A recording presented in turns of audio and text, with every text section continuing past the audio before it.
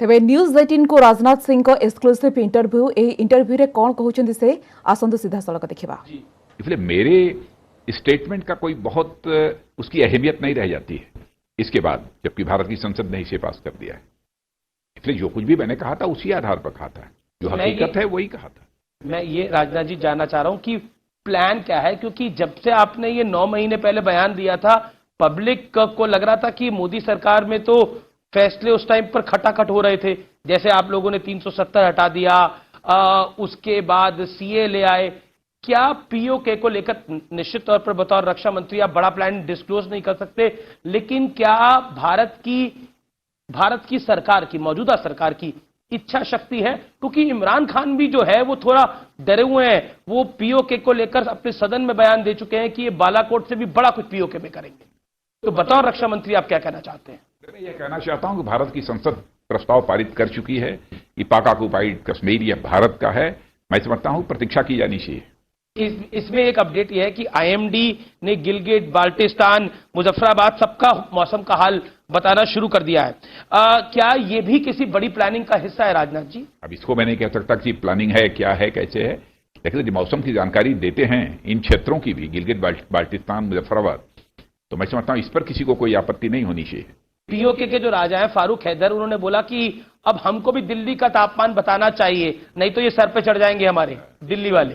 Sir पर चढ़ने का तो कोई प्रश्न ही नहीं है, भारत किसी के सर पर नहीं चढ़ता जी। पीओके के बारे में जो हकीकत थी वह मैंने बयां की है। जी राजनाथ जी, चाहे 48 हो, चाहे 65 हो, चाहे 71 हो, 1999 हो, जब अटल बिहारी वाजपेयी की सरकार थी, आप उसमें केंद्रीय मंत्री थे, कैबिनेट मंत्री थे, फिर सर्जिकल स्ट्राइक हुई, फिर बालाकोट एयर स्ट्राइक हुई, ये सब कुछ हम कर चुके हैं, लेकिन पाकिस्तान अपनी हरकतों से बाज नहीं आता। हाल ही में पुलवामा 2 का एक बड़ा नापाक धमाका करवाना चाह रहा था। जी, मैं तो बात सही है, अपनी हरकतों से वह बाज नहीं आ रहा है, लेकिन हमारे देश की सेना के जवान उसको लगातार मुंहतोड़ जवाब दे रहे हैं। बार बार पाकिस्तान सीज फायर वायलेशन भी करता है, लेकिन उसका एक करारा जवाब मिलने के बावजूद जो है अपनी हरकतों से वो बाज नहीं आ रहा। आतंकवाद के माध्यम से भी भारत को बराबर डिस्टेबलाइज करने की, अस्थिर करने की वह कोशिश करता है, लेकिन यह कोशिश तो लगातार उसकी चलती रहती है। ऐसा क्या कारण है कि हम सर्जिकल स्ट्राइक कर चुके, बालाकोट एयर स्ट्राइक हुई, उसके बाद हम उनको इंटरनेशनली भी, डिप्लोमेटिकली भी घेर रहे हैं, लेकिन वो बार बार उकसाता है भारत को? मैं समझता हूं इसका सही जवाब यदि कोई दे सकता है तो वही दे सकता है, लेकिन मैं इतना कह सकता हूं कि दुनिया की कोई ताकत भारत को न तो अस्थिर कर सकती है, न भारत को तोड़ सकती है, न भारत को कमजोर कर सकती है। कई इंटरनेशनल एक्सपर्ट और जो भी भारत को डिस्टेबलाइज करने की कोशिश करेगा, तोड़ने की कोशिश करेगा, भारत उसका मुंहतोड़ जवाब देगा। राजनाथ जी, कई इंटरनेशनल एक्सपर्ट ऐसा मानते हैं कि कोरोना के इस वक्त में पाकिस्तान एक दूसरा फ्रंट खोलना चाहता है एक और देश की मदद से। उनका इशारा चीन की तरफ होता है। मैं जानना चाहता हूं कि आपको लगता है कि कोरोना के इस वक्त में, जब पूरी दुनिया कोरोना की इस महामारी से, पूरी मानव जाति कोरोना की इस महामारी से लड़ रही है, पाकिस्तान कोई बड़ा ट्राई कर सकता है?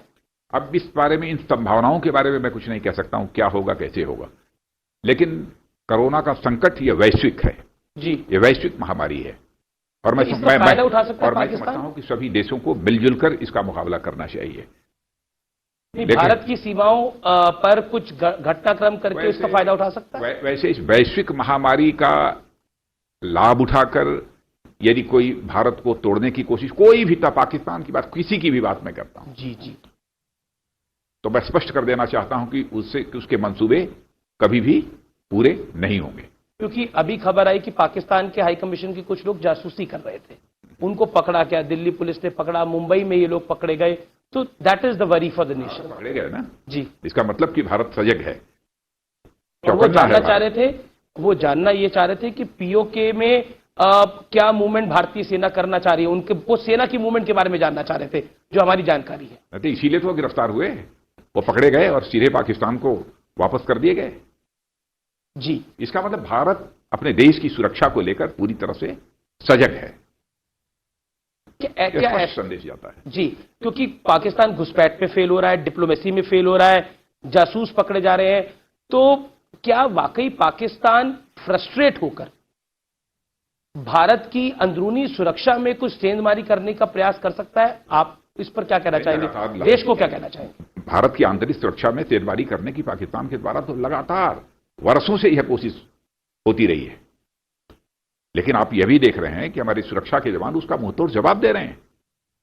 बड़ी संख्या में आतंकवादी मारे जा रहे हैं, लगातार मारे जा रहे हैं, लेकिन अब भी पाकिस्तान अपनी हरकतों से बाज नहीं आ रहा है। अब देखिए वो कब समय आता है जब पाकिस्तान इन सब अपनी नापाक हरकतों से बाज आता है। मैं इसलिए ये बात कह रहा हूं क्योंकि लगातार कभी इस्लामोफोबिया की बात करते हैं, कभी बोलते हैं कि भारत के अंदर मुसलमान सुरक्षित नहीं है, तो वो कहीं ना कहीं एक प्रयास लगातार करते हैं मिनॉरिटीज को। भारत के मुस्लिम समुदाय की चिंता करने की कोई जरूरत नहीं है। भारत का मुस्लिम समुदाय पूरी तरह से सुरक्षित है। भारत में जो भी भारत माँ की कोख से पैदा हुआ है, चाहे हिंदू हो, मुसलमान हो, सिख हो, ईसाई हो, पारसी हो, सारे लोग सभी भाई भाई हैं, सबका समान दर्जा है। भारत में किसी के साथ कोई भेदभाव नहीं हो सकता है। आप तो लखनऊ से सांसद हैं, ऐसा क्यों माना जाता है कि भारत के अंदर मुसलमान सुरक्षित नहीं है? ऐसी भावना क्यों बनाई जा रही है, खासतौर पर जब से आप लोगों की सरकार है? मैं समझता हूं साजिश के तहत कुछ लोगों के द्वारा भारत को बदनाम करने के लिए इस प्रकार का दुष्प्रचार किया जाता है। इस्लामोफोबिया नहीं है भारत में, कोई सवाल ही नहीं। मैं बढ़ता हूं आगे। एक और बड़ा मुद्दा है, वो चीन का है। एलएसी पे ताजा हालात क्या है? बतौर रक्षा मंत्री आप क्या कहना चाहते हैं, क्योंकि देश इस समय सुन रहा है, हमारे कई चैनल्स के माध्यम से करोड़ों लोग आपको इस समय देख रहे हैं। देखिए, भारत चीन सीमा को लेकर लंबे समय से कुछ न कुछ बराबर भारत और चीन के बीच में लगातार कुछ न कुछ होता रहता है। आपने देखा होगा कि शायद ही कोई ऐसा वर्ष गुजरा होगा जबकि भारत की सेना और चीन की सेना, पीएलए जिसे कहते हैं जी, पीपुल्स लिबरेशन आर्मी, दोनों के बीच बॉर्डर पर बराबर फेस ऑफ न होता हो, कोई धक्कम धुक्की न होती हो। कभी कभी कुछ ऐसे तनाव भी हो गए हैं कि फायर आर्म्स की भी छीना झपटी भी हो गई है। ऐसे हालात समय समय पर पैदा होते हैं। मैं समझता हूं कि चीन को भी अब इस संबंध में बहुत गंभीरतापूर्वक विचार करना चाहिए ताकि इस विवाद को पूरी तरह से सुलझाया जा सके। अभी स्थिति क्या है? हाल फिलहाल की जो घटना है, यह बात सच है कि सीमा पर इस समय चीन के लोग भी, उनका दावा है कि हमारी सीमा यहां तक है, भारत का यह दावा है कि हमारी सीमा यहां तक है, और उसको लेकर एक मतभेद हुआ है और अच्छी खासी संख्या में चीन के लोग भी आ गए हैं। लेकिन भारत ने भी अपनी तरफ से जो कुछ भी करना चाहिए भारत ने भी किया है, पूरा बंदोबस्त किया है। अब आगे नहीं कहना चाहूंगा, लेकिन मैं यह कहना चाहूंगा कि पहले भी जब भी विवाद हुए हैं, चाहे डोकलाम का ही विवाद हुआ, भारत और चीन में मिलिट्री स्तर पर जी और कूटनीतिक स्तर पर, जिसे डिप्लोमेटिक लेवल कहते हैं, उस समय भी बातचीत हुई थी और डोकलाम की समस्या का समाधान हुआ था। इसके पहले भी जब कभी भी कोई इस प्रकार की वारदात हुई है भारत और चीन के साथ, तो इसी प्रकार से सेना के स्तर पर और कूटनीतिक स्तर पर बात। ଆପଣ ଦେଖୁଥିଲେ ରାଜନାଥ ସିଂଙ୍କ ଏକ୍ସକ୍ଲୁସିଭ ଇଣ୍ଟରଭ୍ୟୁ। ବର୍ତ୍ତମାନ ଆସୁଛି